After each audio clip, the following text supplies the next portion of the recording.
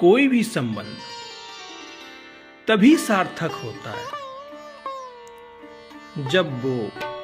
जीवन की प्रत्येक स्थिति से होकर के गुजरता है, चाहे वो सुख हो या दुख हो, चाहे आशाओं का कल्पनाशील जीवन हो, चाहे जीवन में गहन अवसाद और निराशा, चाहे आरोग्य का उत्तम स्वास्थ्य का जीवन हो, चाहे रोगों से घिरा हुआ जीवन हो, चाहे सफलताओं से घिरा हुआ जीवन हो, नित्य रोज नई नई सफलताएं आपके दरवाजे पर दस्तक दे रही हो, चाहे बहुत सारे प्रयासों के बावजूद भी सफलता का स्पर्श ना हो रहा, चाहे उद्यम करके बहुत सारा धन आ रहा हो या बहुत सारा प्रयास करके उद्यम करके धन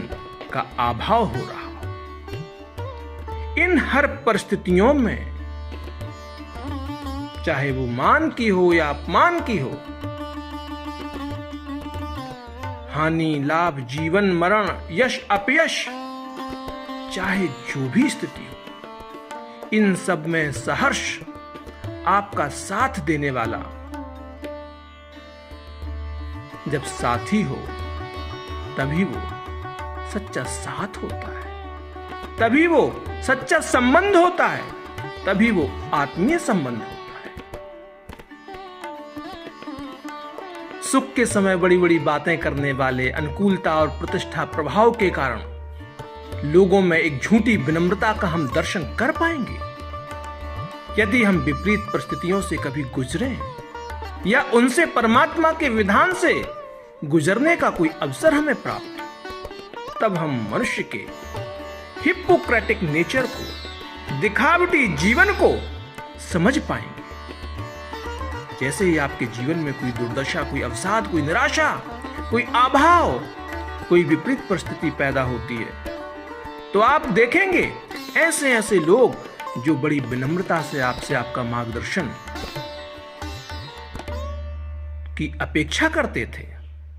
वो आपको बहुत धोती और हल्की सलाह देने लग जाते हैं,